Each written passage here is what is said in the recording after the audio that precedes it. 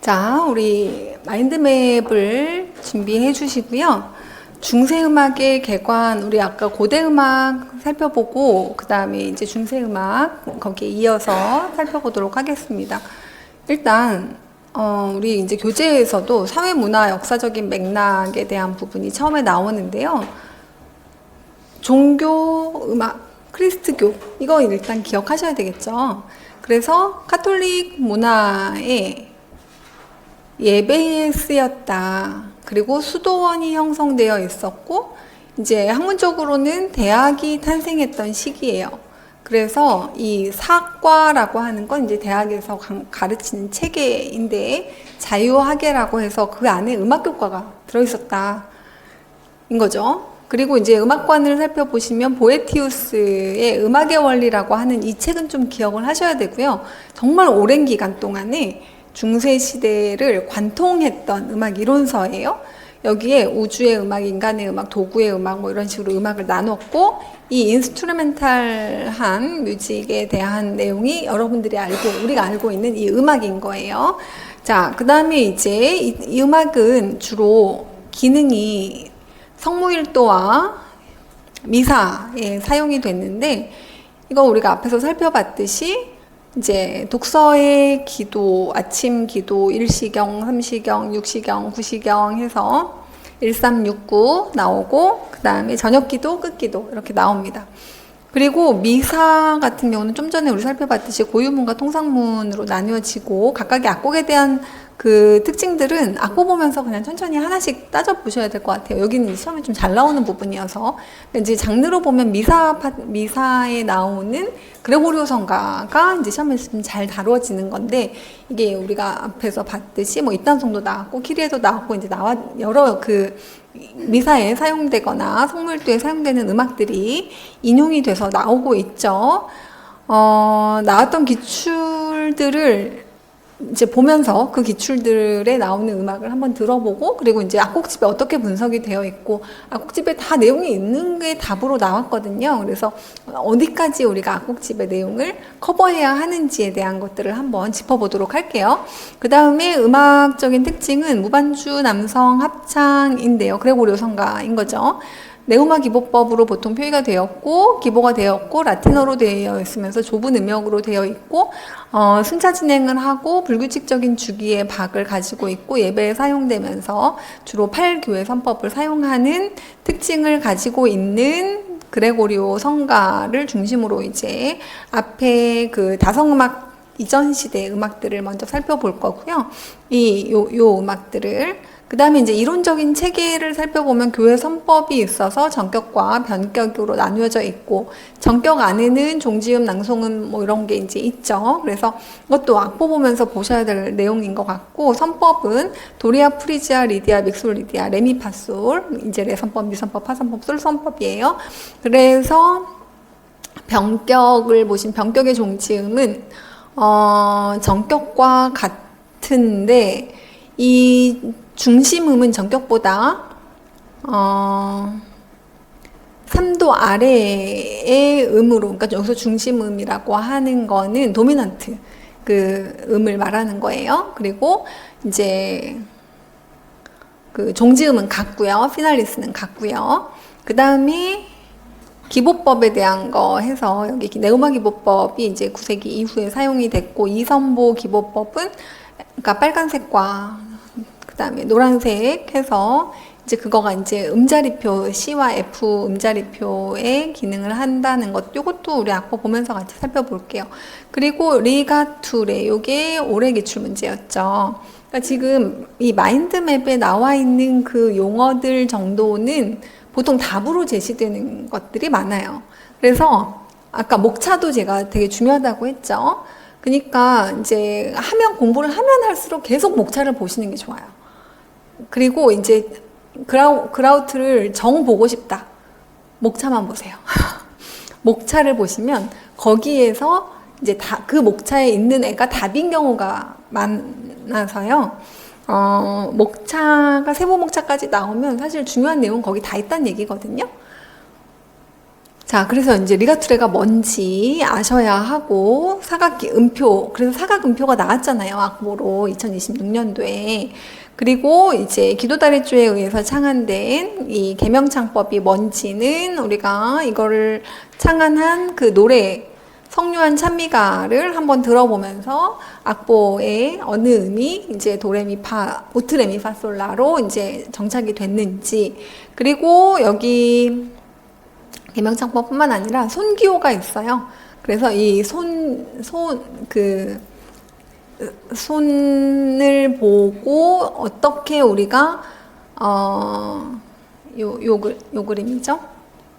요거 어떻게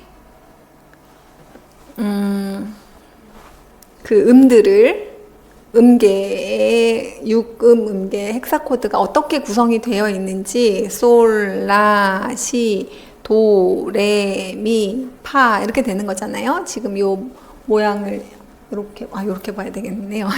얘랑 똑같이 보려면 그쵸? 요렇게 해서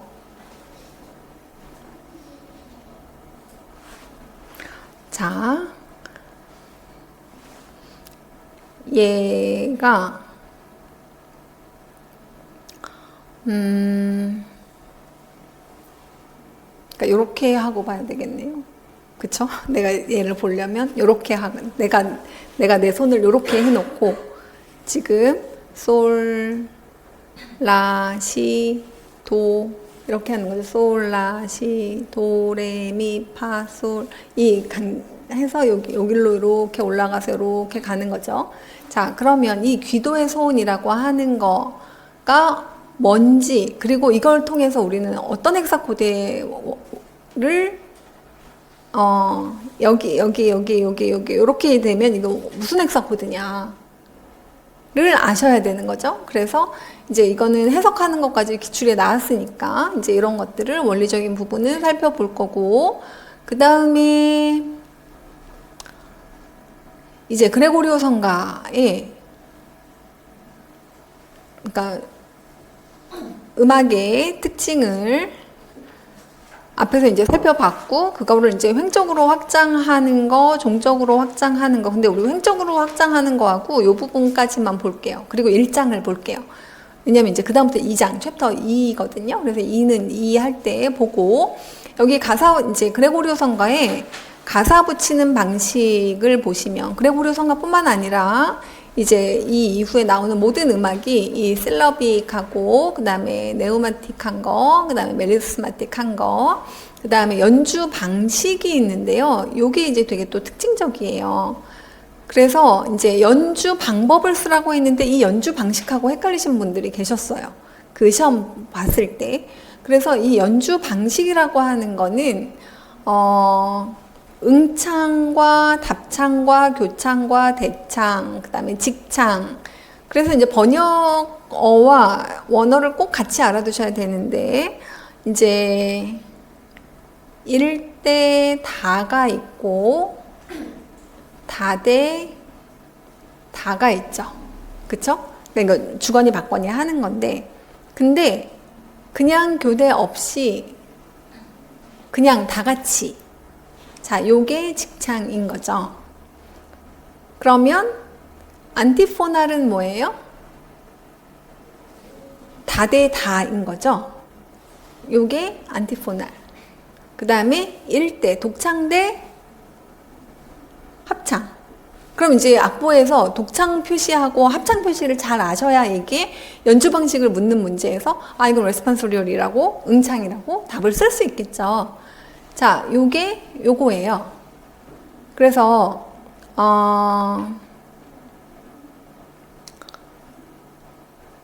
일단 요 말을 이게 그러니까 번역어가 답창이라고도 하기도 하고 교창이라고 하기도 하고 대창이라고 하기도 해서요.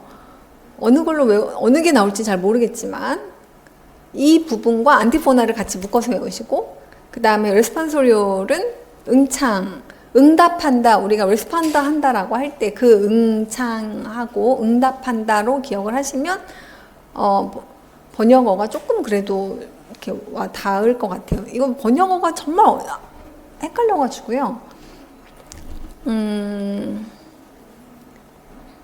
그래서 일단 독창과 합창이냐, 합창과 합창이냐, 아니면 그냥 다이렉트로 교대 없이 부르냐, 요거 아셔야 되고, 그 다음에 횡적황창까지 보기로 했죠.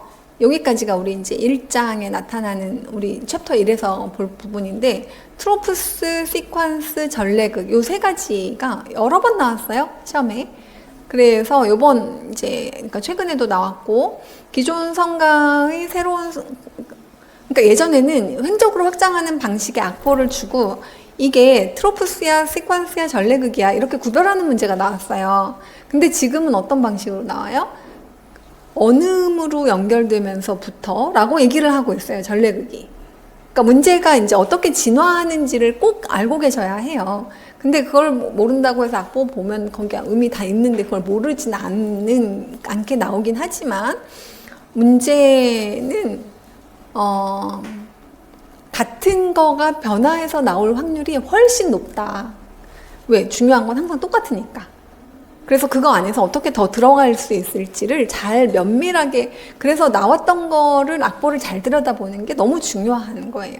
새로 뭐가 나올 거라고 생각하는 것보다 가능성이 훨씬 조금이에요, 그게. 자, 그러면 우리가 지금 이 부분을 악보와 이제 같이 살펴볼 건데, 기출에서 아까 23년도 문제에 이게 나왔었죠. 선법 쓰는 문제도 나오고, 그 다음에 이게 트로프스인지 뭔지, 그리고 뭐 이런 것들이 나왔는데, 요 악보 보면서 입당송을 한번 들어볼 건데요. 얘가 어디에도 있냐면, 악곡집 펴보세요.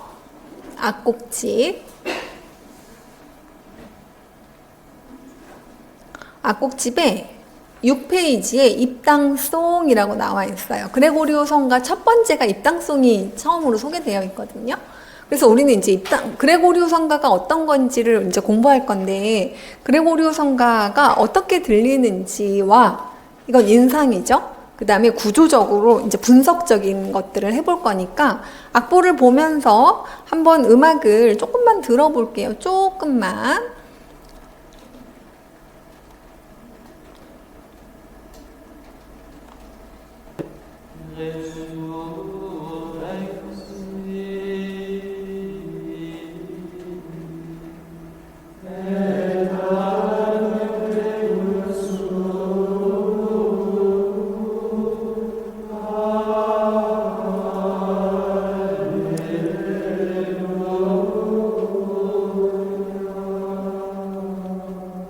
자, 여기까지 들었는데 연주 방식이 뭔지 아시겠어요?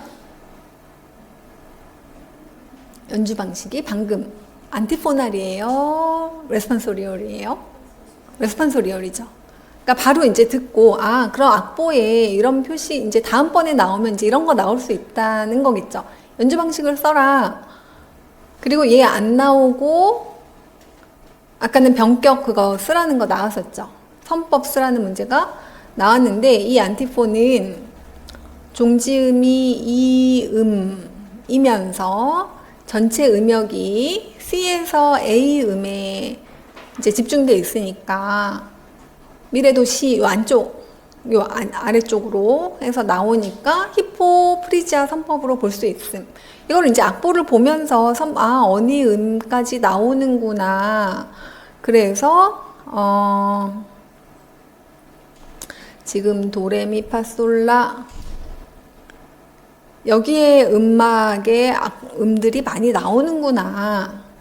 그쵸? 지금 최저음이 다 여기에 나오고, 그래서 미에서부터 미로 가는 게 아니라 미보다 아래쪽이 나오고 그 위로 또 나오니까 이거는 여러분들이 외워서 푸는 문제가 아닌 거예요. 근데 봐놓으시면 훨씬 도움은 됐겠죠. 이 곡은 변격 히포프리지아 선법이야. 왜냐하면 그러면서 이제 음을 이렇게 따져보는 이유를 알고 계셔야 악보 해석 문제는 대부분 이제 이런 식으로 나올 거다라고 하는 걸 우리가 생각할 수 있죠. 좀 더 들어볼게요.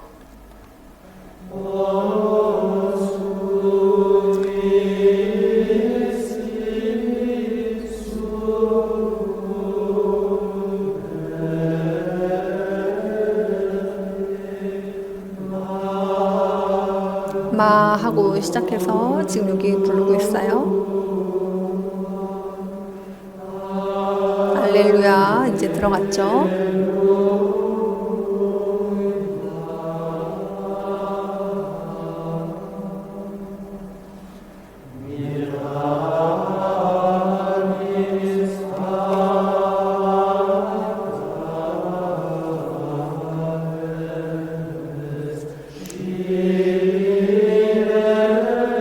네오마틱한 진행들이 많이 나오죠. 두세 음이 이렇게 붙어 있는 가사 붙는 방식은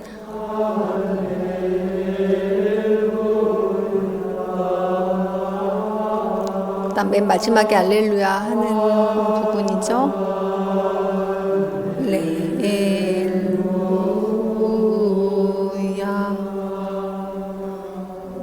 자, 여기까지 해서 이제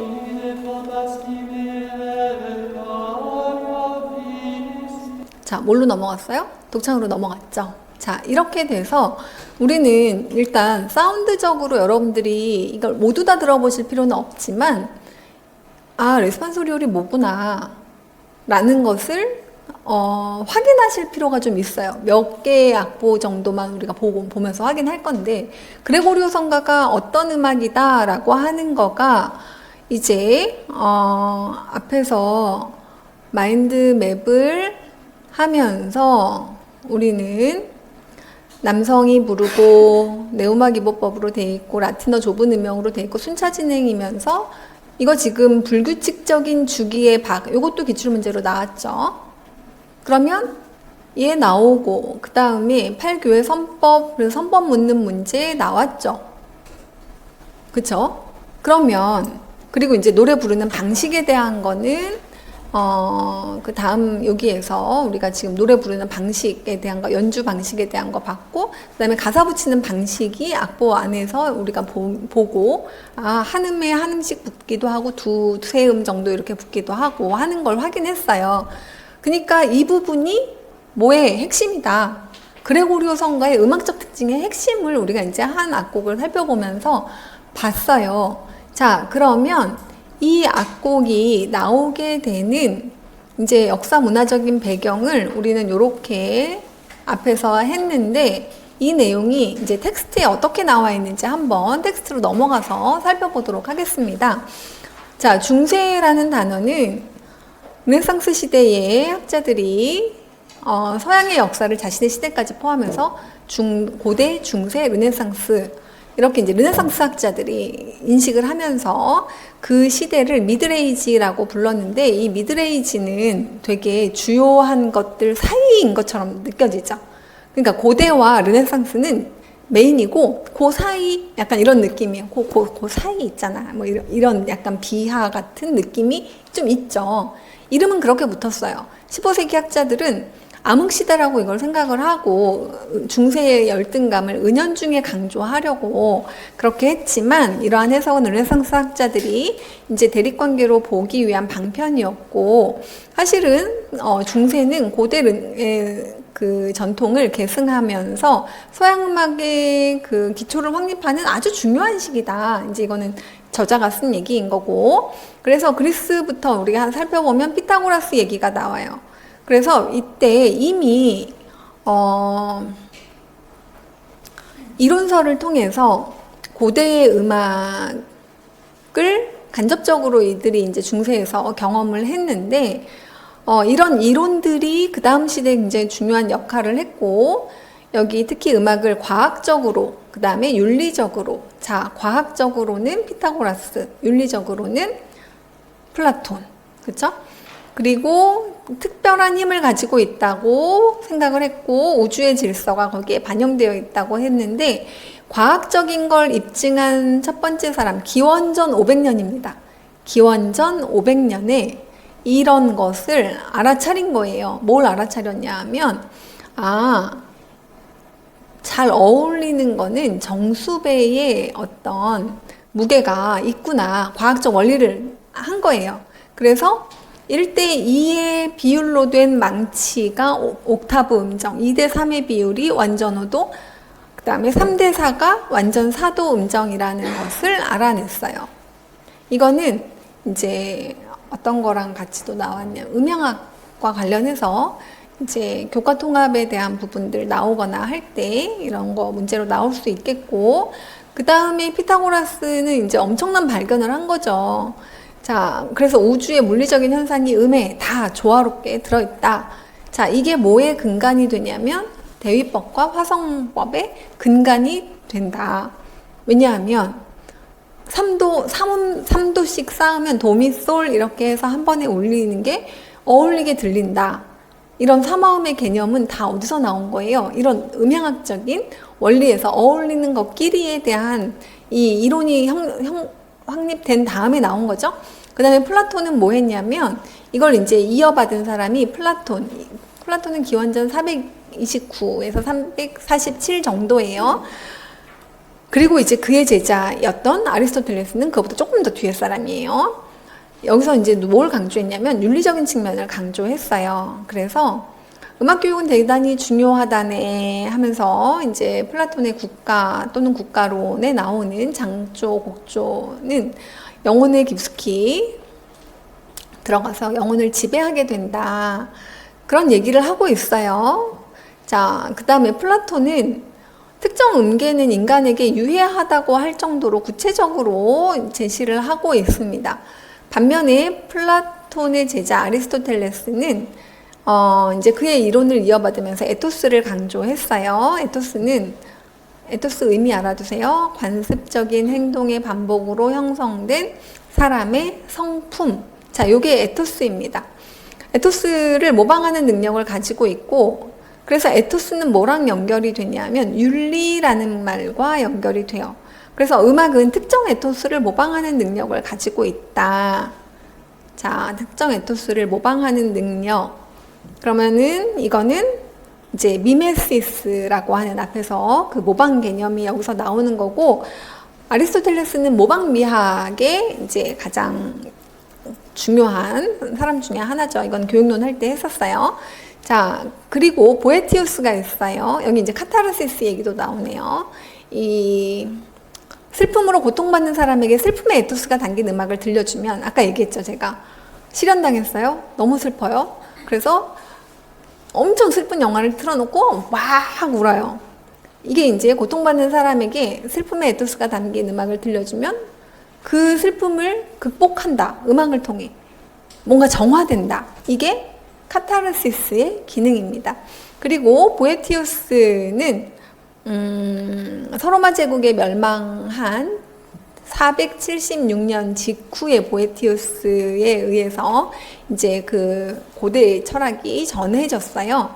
자, 보에티우스가 대략 언제냐면 이거는 이제 기원 후에요. 480년에서 524년경. 자, 그리고 이분이 뭘 썼냐면 음악의 원리에 대하여를 통해서 이제 플라톤과 피타고라스에게서 이어진 고대 음악에 대한 이론을 정리를 하게 됩니다.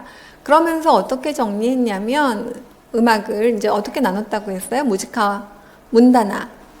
그 다음에 이거 이제 우주의 음악이에요. 무지카, 휴마나.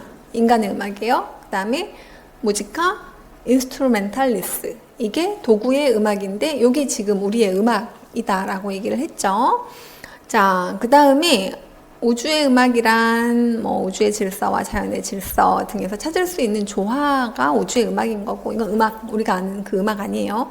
그 다음에 근데 그걸 다 음악으로 본 그들의 세계관을 우리가 알 수 있다 정도로 보시면 되겠고, 인간의 음악은 우주의 질서와 원리가 우주의 축소판인 인간에게도 적용돼서 육체와 정신과 부분에 연관이 된다. 그리고 이제 도구의 음악은 기악뿐만 아니라 성악을 포함한 모든 종류의 실제적인 음악으로 우주의 질서의 원리인 수적 비율이 여기에도 적용이 된다라고 해서 보에티우스의 이론이 이제 중세를 쭉 관통해서 이어졌다. 그리고 음악인을 연주가, 작곡가, 이론가로 구분했는데 그 중에 이론가가 이제 가장 상위 개념이라고 봤어요. 자, 이제 중세의 시대가 어떤 시대인지를 한번 살펴보려고 하는데, 음악의 특징 말고 여기는 이제 맥락적인 특징이죠. 중세의 생활을 살펴보면 우리가 좀 이해하는 데 도움이 된다. 자, 중세인들은 일단 그들의 동네가 어떻게 생겼어요? 가운데에 우뚝 건물이 하나 있어요. 자, 유럽 여행 가면 일단 어디 가요? 성당 가시죠? 그러니까 너무 압도적인 성당들이 다 어느 동네를 가나 하나씩 있잖아요. 그게 그 마을의 가장 중심인 거예요. 중세의 모든 문화와 지식인들의 사고에 가장 큰 영향을 끼치는 건 뭐였다? 그리스도교. 그래서 그 그리스도교가 이제 어떤 상징적으로 그걸 모이고 어떤 하는 건물, 건축을 우리가 이제 얘기를 한 거고, 그리고 이제 예술에 대한 경계심을 가지고 있었어요. 약간 그게 인간의 마음을 건드리면 이게 약간 세속적인 것으로 이제 흘러갈 수 있다라고 봤고, 그리고 자, 그 다음은 여러분들이 쭉 읽어보시면 될 것 같고, 중세 때 교회가 세워지면서 그리스도인들은 종교 생활을 충족할 수 있었는데 거기에서 또 다른 부류가 있어요. 속세를 버리고 아예 은둔자로서 명상과 기도하고 금욕적인 일만 하는, 그래서 그게 이제 수도회라고 했고, 이제 유명한 것 중에 하나가 성 베네딕토 수도원입니다. 현존하는 베네딕토 회의 모체가 됐는데요. 이런 수도회가 이 수도원, 이런 것들이 이제 성무일도라고 하는 우리가 이해해야 되는 것 중에 굉장히 중요한 또 하나의 음악적인 그 필드인 거죠. 그 다음에 교회에서 일하는 성직자들은 세속 사회랑 밀접한 관련을 맺고 있죠. 그러면서 성직자들이 필연적으로 이제 세속화되게 됩니다. 그러면서 여기서 이제 소설 장미의 이름이 나오는데요. 나중에 저기 뭐죠? 시험 끝나고 할 일 없으시면 시간 빨리 가라 싶을 때 읽어보세요. 정말 재밌습니다. 책도 재밌고 영화도 굉장히 재밌어요. 그리고 학생들에게 보여주기도 괜찮고, 숀 코네리가 나오는데요. 연기도 너무 잘하고, 네, 이거는 그러니까 이제 약간 미스테리 극이에요. 이제 사람들이 죽어나가요, 계속. 그래서 이제 숀 코네리가 이 사건이 도대체 어떻게 된 건지 조사하러 이제 갑니다. 그러면서 이 연쇄 살인 사건 같은 게 어떻게 벌어진 건지를 약간 파헤치는 그런 영화인데요. 근데 여기서도 이제 중세 수도원의 일상생활은 현대 소설 에코의 소설로 이제 묘사돼서 중세가 어떤 식으로 이렇게 수도원의 삶이 어떤 거였는지를 보고 싶다. 그럼 이제 이거 보세요. 라고, 언급을 해놨네요. 그리고 이제 중세 음악의 일반적인 특징으로 넘어갈게요. 그러니까 우리는 이제 중세 시대는 그리스도교가 모든 지식과 문화의 헤게모니를 가지고 있던 시대. 약간 이제 이렇게 이해를 하고, 그러면 대다수의 음악은 다 뭘까요? 교회 음악이다. 자, 그래서 이 교회 음악, 특히 성악 음악. 그래서 이제 중세 음악 하면 교회 음악, 성악 음악. 자, 이게 큰 두 개의 축이고요. 좁은 음정, 그 다음에 좀 전에 들어보셨듯이 큰 도약 없이 순차 진행하면서 그 특징들이 나와 있어요. 교회 선법으로 되어 있고요. 그 다음에 이제 교회 선법이 나중에 이제 장단 음계로 이어지게 되고, 그 다음에 하나의 선율만으로 이루어진 단성 음악, 모노포니라는 거고요. 초기 교회 음악의 일반적인 특징은 중세 세속 음악도 역시 그랬다.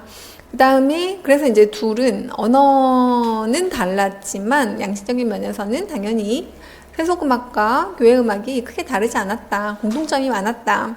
근데 차이점은 반주를 쓰느냐 안 쓰느냐. 노래 반주를 위해 악기를 사용했다. 뭐가? 세속음악은. 근데 종교음악에서는 악기를 쓰지 않아요. 기악음악은 종교적 의미를 전달할 수 없다고 봤거든요. 그래서 이제 교회음악의 상징처럼 되어 있는 오르간도 사실은 10세기 이후에 허용된 것들이고 그냥 보이스만 쓸 수 있었다. 자, 그럼 이제 교회음악부터 하나씩 살펴보겠는데요. 첫 번째가 성무일도고 두 번째가 미사예요. 자, 성무일도는 서기 천년경의 교회의 종교의식은 지금의 가톨릭 의식과 이제 유사한 형태로 규격화가 돼요. 서기 1000년 정도. 자, 그래서 그 처음에 시편, 기도문, 성경 독서, 자, 이런 걸 포함하는 의식이었다가 이제 특정 축일의 교회 달력에 따라서 노래를 어떻게 할 건지에 대한 거를 그대로 따라서 합니다. 그래서 중세 교회 음악은 매일 거행되는 종교 의식인 성무일도와 성체성사가 포함되는 미사, 이렇게 두 개로 나뉘어요. 종교 의식이 뭘로 나뉜다? 이건 이제 종교 의식인 거예요. 성무일도와 그 다음에 성체성사가 포함되는 미사. 성체성사가 뭔지 아시죠? 이 떡과 포도주를 먹는 그 의식을 포함하고 있는 거는 미사인데요. 자, 성무일도는 일정한 시간에 행하는 의식, 이거를 성무일도라고 하고, 그것이 첫 번째 시간은 독서의 기도해서 해 뜨기 전에, 그 다음에 아침 기도는 해 뜰 무렵, 그 다음에 일시경은 오전 6시. 아니, 그럼 오전 6시보다 지금 앞에 두 개가 더 있다는 거는 도대체 뭐냐. 근데 이게 여기만 그런 게 아니고요. 불교도 그렇더라고요. 불교에서도 이제 제가 아는 선생님이 불교 음악을 이제 녹음하시느라고 산속에 들어가서 녹음을 해오시면서 이제 얘기를 해주셨는데, 거기도 새벽 2시, 3시 뭐 이러면 그때 이제 일어나서 뭘 해요. 불경을 드리고. 그러니까 종교적인 의식은 대부분 새벽에 뭔가 이제 해가 뜨기 전에 시작을 합니다. 그리고 지금 이제 구시경이 오후 3시인 거예요. 그리고 해질 무렵 저녁 기도가 베스펄스예요. 자, 그리고 끝기도로 마무리됩니다. 그래서 하루 종일 기도하는 거예요.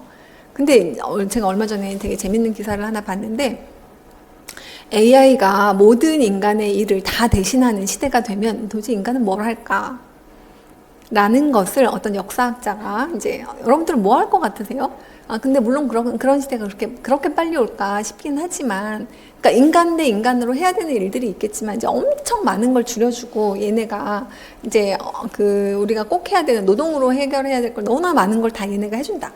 그럼 이제 뭘 할 거가, 저는 뭐 예술이라는 걸 머릿속에 좀 떠올렸는, 그러니까 예술을 통한 놀이, 그러니까 이제 자기를 표현하는 거, 어떤 식으로든 자기 경험들을. 근데 이제 역사학자는 영성이 굉장히 중요한 화두가 될 거다, 앞으로. 그래서 모두 다 수도사들처럼 영적인 그런 것들을,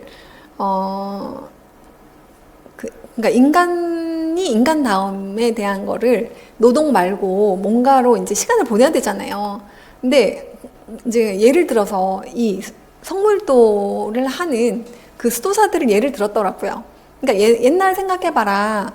그 시기에 사람들은 해 뜨기 전에 일어나서 기도를 하고, 또 몇 시간 있다 또 기도를 하고, 몇 시간 또 기도를 하고, 근데도 지루함 없이 인생을 정말 아주 영적으로 풍부한 상태에서 그렇게 살지 않았냐.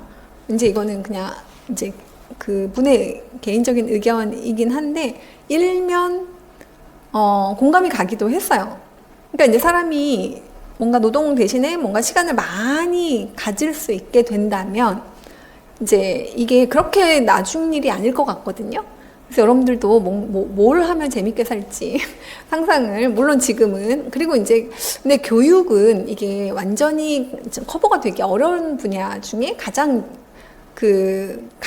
어려운 분야 중에 하나인 것이 관계성을 배워야 되잖아요. 인간이 기계랑만 살 것도 아니고.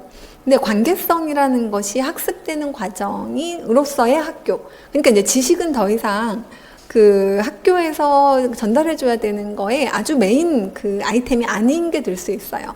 그럴 것이다 라고 이제 얘기를 하는데, 자, 성무일도 이제 그려지시죠? 해 뜨기 전에 2번 기도하고, 해지고 나서 이제 해질 때 기도하고, 해지고 나서 한 번 기도하고, 이제 하루가 마감이에요. 그 다음날도 똑같아요. 그 다음날도 똑같아요. 계속 이렇게 하는 삶이 이제 수도사의 삶인데, 자, 모든 성무일도 시간에 뭘 했냐면, 그러니까 이것도 일종의 예술이죠. 기도문, 성경 독서, 시편, 찬미가 노래하기 이런 것들을 합니다. 그래서 이 시간에 행해졌던 음악들, 아까 우리가 이제 그 안티폰을 들어보셨고, 그 다음에 미사는, 자, 우리가 이제 여기 미사 전례 순서 이거 꼭 외우셔야 되는데요. 그러니까 미사가 어떻게 행해지는지 이제 혹시 성당 다니시는 분들은 아시겠지만, 저는 친한 선생님이 그 그레고리오 성가 지휘자셔가지고 그 약간 연주회를 간다는 개념으로 되게 많이 가봤거든요. 계속 일어났다 앉았다 뭐 하면서 이제 노래를 부르고 이 라틴어로, 근데 이제 그런 것 중에 라틴어로 하는 예식을 갔었어요. 그러니까 이제 그 라틴어로 하는 그 그레고리오 성가를 다 포함한, 그러니까 굉장히 전통적인 방식의 걸 갔는데, 일단 처음에 개회식을 하잖아요. 그러면 입당합니다. 사제들이 이렇게 들어올 때, 근데 그때 노래를 불러요. 그리고 나서 이제 키리에하고 글로리아를 통상문으로 부르고, 그 다음에 이제 말씀의 전례라고 하는, 지금 이쪽 이거 두 개 나누는 건 너무 중요해요. 이거 나누는 거 되게 중요하고, 그 다음에 이제 본기도를 한 다음에 일독서를 하고, 그 다음에 화답송을 하고 알렐루야를 해요. 이제 화답송하고 알렐루야, 우리가 키리에 화답송, 알렐루야, 글로리아 조금씩 들어볼 건데요. 화답송 되게 화려하고요. 그 다음에 음악적으로, 그 다음에 여기 이제 부속가를 불러요. 알렐루야.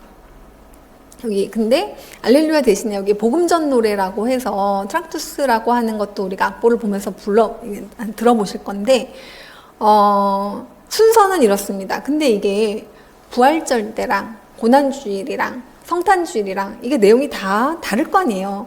왜 여러분들 5월에는 가족과 관련된 설교 들으시고, 그 다음에 뭐 이제 부활되면 부활절과 관련된 설교 들으시고 뭐 하잖아요. 그쵸?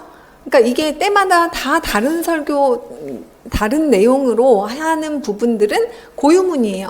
이거 다 고유문입니다. 강론도 고유, 복음도 고유. 근데 이제 사도신경, 얘는 가사가 정해져 있잖아요. 그러니까 지금도 이제 개신교에서도 이제 많은 교회에서 뭘 해요? 사도신경을 암송하시겠습니다 하고 이제 외우잖아요. 자, 이거를 크레도, 이거 노래로 합니다.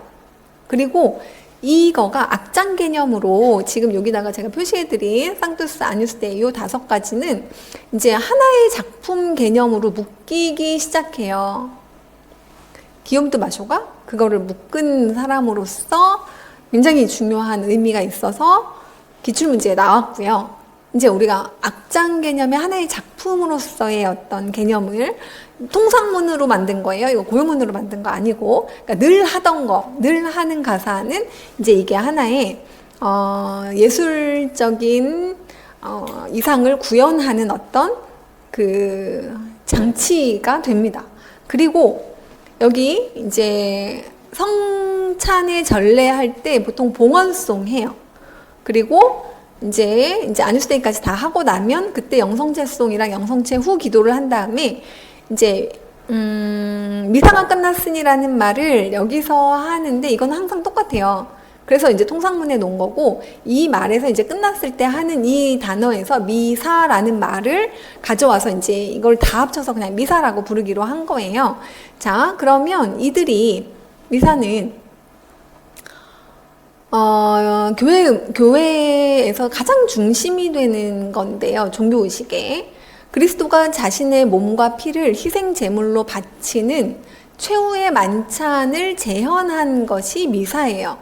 그리고 이테 미사 에스트라고 이제 가시오 끝났습니다라고 하는 그거에서 이제 미사라는 말이 제목으로 이걸 가리키는 말로 이제 사용이 됐는데, 미사의 완전한 의식, 그 의식은 제단 앞에 서 있는 그 사제의 뭐 움직임, 화려한 색깔, 촛대, 향, 뭐 종소리, 그리고 성가대가 부르는 뭐 이런 음악, 자, 이런 것들을 다 떠올려 보시면 이건 엄청난 퍼포먼스였던 거예요. 그들에게는 중세에 교회 말고는 예술적인 어떤 거를 경험할 수 없던 사람들에게 매주 예술적인 뭔가 그런 어떤 카타르시스를 줬던 굉장히 중요한 화려한 종교적 행사였습니다.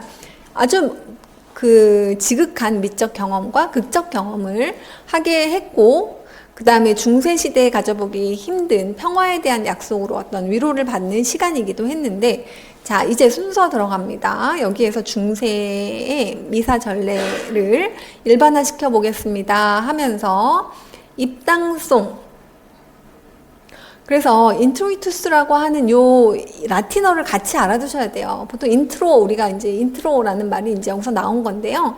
이거는 사제가 입장할 때 노래하는 것으로서 뒤에 것까지 알아두셔야 되죠. 이제 여기까지는 답으로 우리 기출문제로 나왔고, 시편의 한 구절과 시편 구절의 앞뒤에 부르는 뭐가 있어요?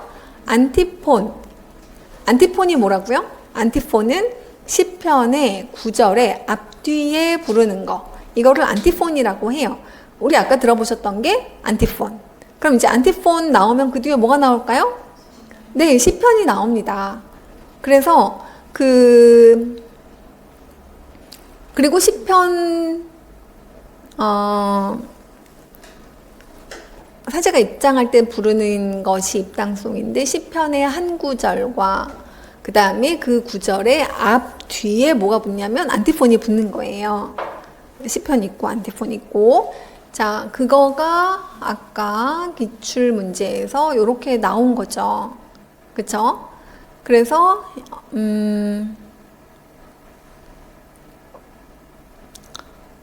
근데 요거에 보통 이제 시편의 앞에 안티폰이 붙는데, 그 안티폰 앞에 또 뭐가 붙었어요?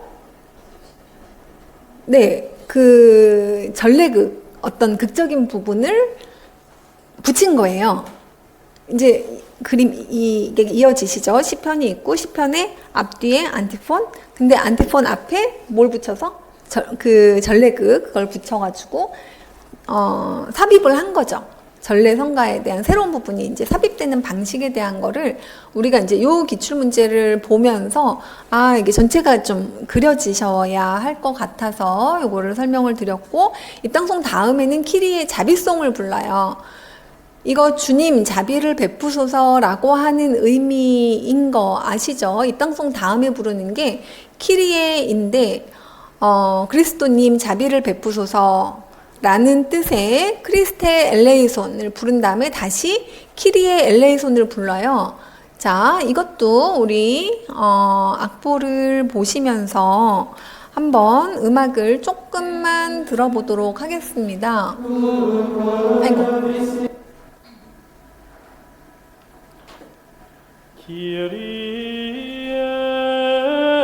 지금 이렇게 따라가고 있어요.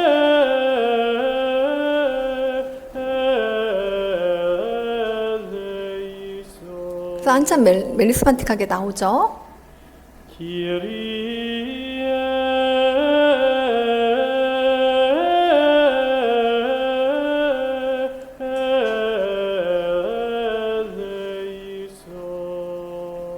그래서 멜리스마인 거 아시겠고,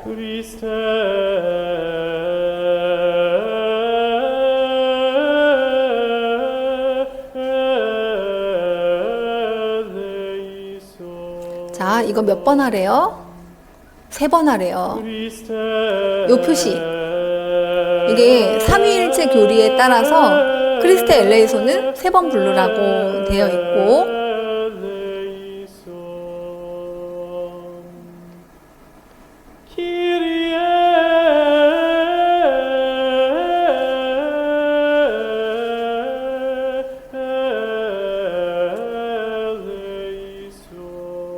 근데 이게 이제 다양한 형식이 존재해서 뭐 3번을 하거나 2번, 지금 2번 하셨는데,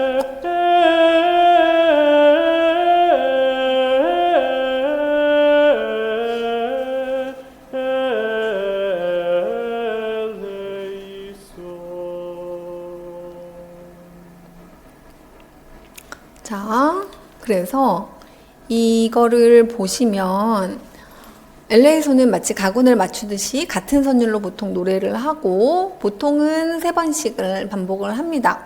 그래서 지금 이제 아까 안티폰 하고 10편 하고 안티폰 하고 그러면서 이제 입당송을 하고 나면 그 다음에는 뭘 하냐면 키리에를 하고 그 다음에 요 순서대로 합니다. 그 다음에 이제 글로리아를 하는데요. 글로리아는 자, 일단 뭘 들어보시냐면 가사 붙이면 어떻게 되어 있어요? 멜리스마틱한지 실러빅한지 한음에 하나씩 나오죠. 그러니까 얘는 네, 실러빅으로 되어 있고 지금 요거예요.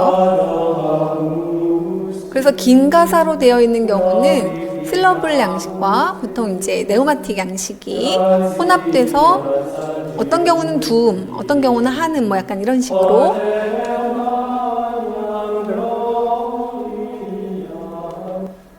이렇게 나오고요.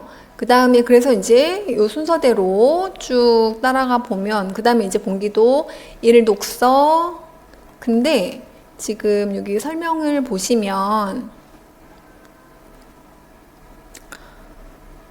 사제가 여기 높은 데서는 하느님께 영광이라고 하면 이거 글로리아가 이제 이 대영광송이에요. 땅에서는 주님께서 기뻐 사랑하시는 사람들에게 평화. 그래서 이것도 라틴어를 좀 봐두시면 모두 다 도움이 됩니다. 글로리아, 뭐 해서 이제 좀 나오고, 그 다음에는 이제 말씀의 전례로서 본기도와 그날에 맞는 사도서관을 읽고, 그 다음에 이어서 한 명 또는 여러 명의 독창자의 합창단이 응답하는 방식으로 화답송을 하게 되는데요. 자, 화답송을 한번 들어보시겠습니다.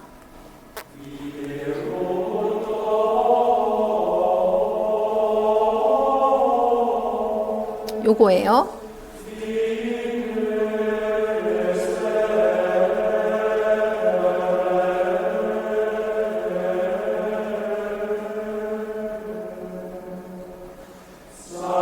두 번째 줄 시작했어요.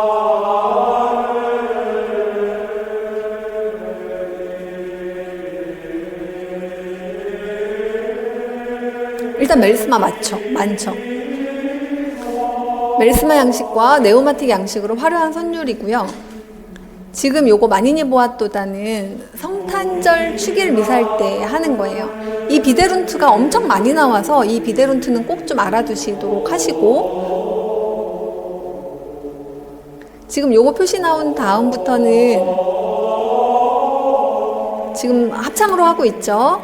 근데 요 표시 나오면 이제 독창으로 해요.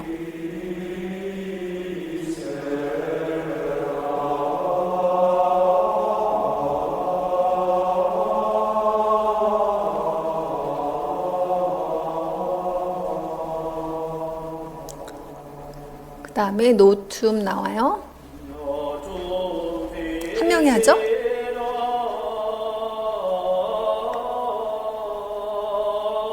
그래서 이 여러 명의 이제 독창자들이 있는데 그 독창자 중에 한 명이 이거를 노래하고 나면 그 다음에 여기 끝까지는 안 들을게요. 여기 뒤에 가서 요거 나올 때 다시 합창으로 해요.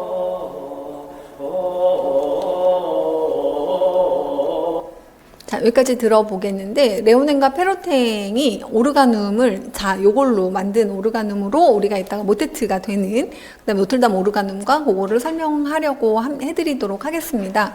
자, 그래서 지금 우리가 이제 음악을 듣느라고 조금 시간이 갔는데 이제 뒤에 부분은 텍스트로 정리를 해보죠.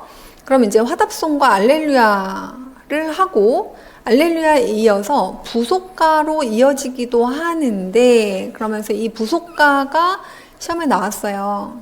자, 얘는 이 내용을 알아두실 필요가 있습니다.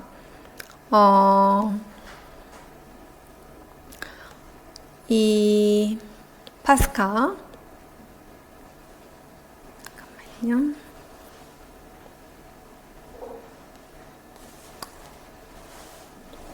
시편창법 부속가가 여기 나오죠. 자, 부속가에 대한 게 기출문제로 아이고. 요 부분이 나왔어요.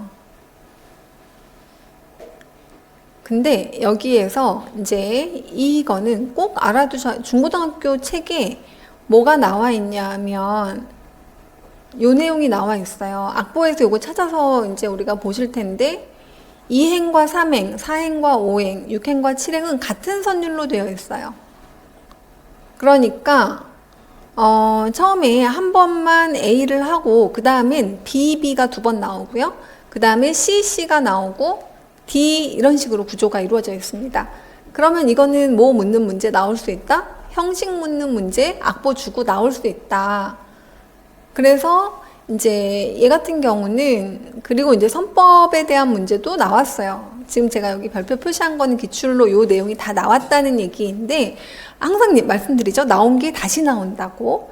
그래서 그때는 이제 객관식으로 나와서 이게 맞는 설명이냐 틀린 설명이냐 이렇게 물었다면 이제 그거를 써보세요. 이렇게 문제가 나올 수 있다는 거죠. 그래서 요거는 이제 우리가 부속가를 트로프스 나오고 여기 부속가 나와 있죠. 여기가 9페이지인데요. 요겁니다.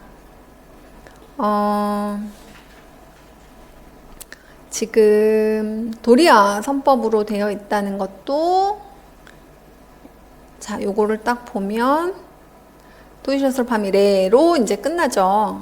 여기 레로 시작해서 레로 끝나고 여기도 레로 되어 있고 그 다음에 지금 같은 선율 지금 요렇게가 같은 선율인 거 아시겠죠? 이게 뭐예요? 지금 스몰 bb 부분이에요. 그래서 여기가 A 나오고 여기가 A 부분이라면 여기가 BB 부분인 거예요. 그 다음에 이제 또 뭐가 나와요? CC 부분이 나와요. 그리고 D 이렇게 되어 있어요.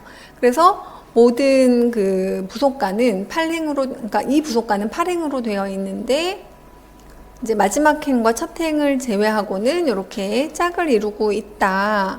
그리고 선법. 그리고 이제 이 부속가가 대축일, 예수부활 대축일에 알렐루야 다음에 이제 불리우는 곡으로 파스카의 희생제물, 강동원이 이거 부르는 걸로 영화에서 엄청 그 검은 사제들에서 요거를 불렀었죠. 자, 그리고 미사에서 우리가 이제 어디까지 얘기했냐면 부속가까지 얘기했고 그 다음에 이제 복음서 읽은 다음에 크레도 이거 이제 신앙 고백 이게 시작되면 이거 글로리아처럼 사제가 먼저 한 분이신 하느님을 믿나이다 뭐 그래서 이제 그걸 하면 전능하신 아버지부터 해갖고 이제 쫙 불러요. 그런 다음에 이제 성찬으로 이어지고 성찬하고 준비하는 동안에 보통 이 빵과 포도주 준비하는 동안에 봉헌송을 해요. 이것도 이제 시기에 따라서 다 다르게 하고 그 다음에 상투스 아뉴스 데이를 합니다. 그리고 주님의 기도하고 그 다음에 영성체송 부르고 이제 이게 끝나요. 폐회를 날리는 것으로. 그래서 각각의 음악 알아두셔야 되고 고유문 통상문이 뭔지 그래서 1월 1일부터 시작하는 일반력을 사용하는 게 아니라 교회력을 사용을 하는데 대림절로부터 시작을 하죠. 그걸 기다리는. 그래서 그 교회력은 12월부터이더라고요. 그리고 이제 그게 뭐 성령 강림절, 부활절, 성탄절 이렇게 쭉 이제 성탄절, 부활절, 성령 강림절 이렇게 쭉 이어지는 거. 그때마다 다른 가사로 된 게 미사 고유문. 그다음에 이제 여기에 고유문에 색하는 건 이런 것들이에요. 그 다음에 1년 내내 가사가 안 바뀌는 게 있죠. 우리가 이게 뭐라고 해요? 이거를 통상문이라고 하죠. 자, 그리고 15세기 이후에 작곡된 음악은 대부분 미사 통상문으로 가사가 되어 있고 그 다음에 평성가라고 하는 건 중세 교회 음악을 통틀어서 다 플레인 찬트라고 부릅니다. 그리고 이게 이제 프랑스에서 확립된 그레고리오 성가가 이제 그 중에 가장 중요한 거예요. 그 그레고리오 교황이었던 뭐 1세가 작곡했거나 정리했다는 설이 있지만 지금은 그 정설로 받아들여지지 않고 있고요. 그 다음에 성가의 선율의 방식은 우리가 이제 실러블 양식 노래하는 그 멜리스마 양식, 한 음절에 하나씩 부르는 실러블 양식, 한 음절에 두세 음을 부르는 네우마 양식. 자, 요거 중요하다고 얘기했고, 그 다음에 이제 어떨 때 실러블, 어떨 때 멜리스마를 하냐. 가사가 얼마 없는 음악은 멜리스마겠죠. 가사가 많아요? 그럼 이제 이건 실러블을 해야 되겠죠.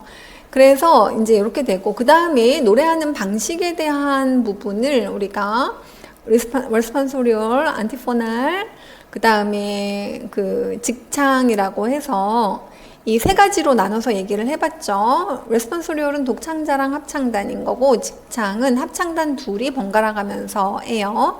자, 그래서 우리가 지금 여기 있는 설명 정도는 아셔야 하는데, 우리가 이거 악보 보면서 다 설명드렸어요. 그래서 여기는 여러분들이 한번 읽어보시면서, 어떻게 이 부분은, 그러니까 지금 우리가 요거 꼭 알아야 하는 것들. 이거, 요 오자에다가 이렇게 표시 있는 거를 보면, 시편 9절의 시작을 나타냅니다. 그래서 이걸 보면, 여기가 시편이구나 라는 걸 알 수 있어요. 그러니까 악보 해석이 핵심이라고 그랬잖아요. 우리 이 지금 여기 부분은. 그러니까 네오마 악보로 보통 이제 이렇게 나올 텐데, 사선보로 나오고, 그럼 이제 음자리표 알아야 되고, 그 다음에 선법 알아야 하고, 그 다음에 노래 부르는 방식에 대한 표시 알아야 하고, 가사 알아야 하고. 자, 그래서 이제 화답송은 멜리스마로 되어 있고 아름다운 선율이 많기로 유명합니다.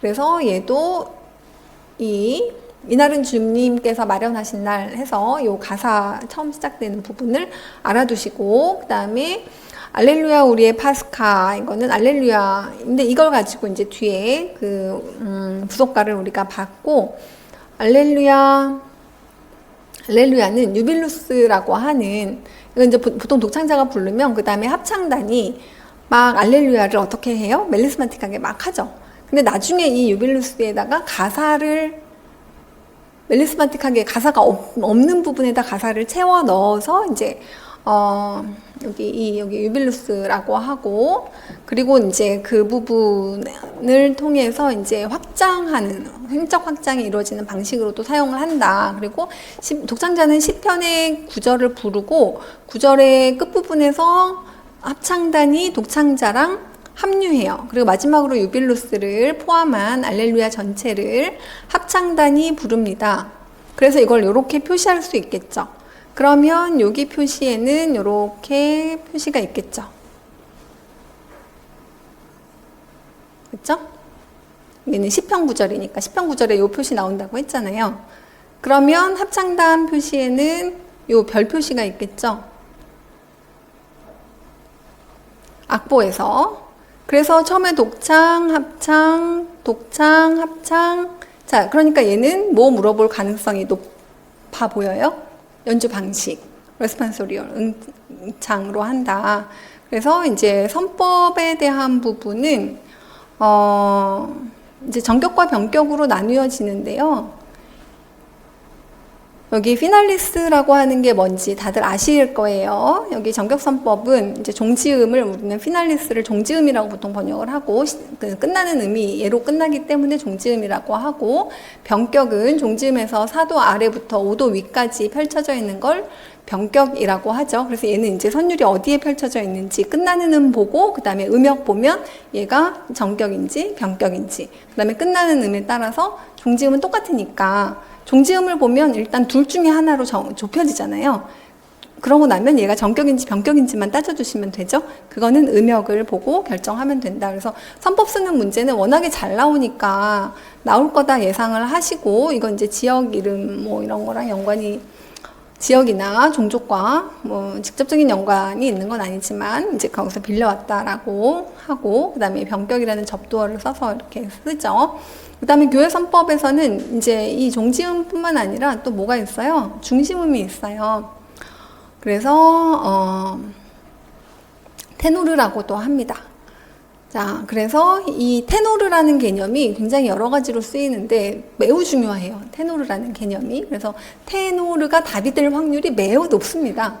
근데 어떤 의미로 이제 이걸 쓰라고 할지에 대한 거는 테노르에 대한 걸 잘 알아두셔야 되겠고, 그 다음에 이제, 여기서는 부종지음 또는 중심음이라고 하는 개념으로 사용이 된 거죠.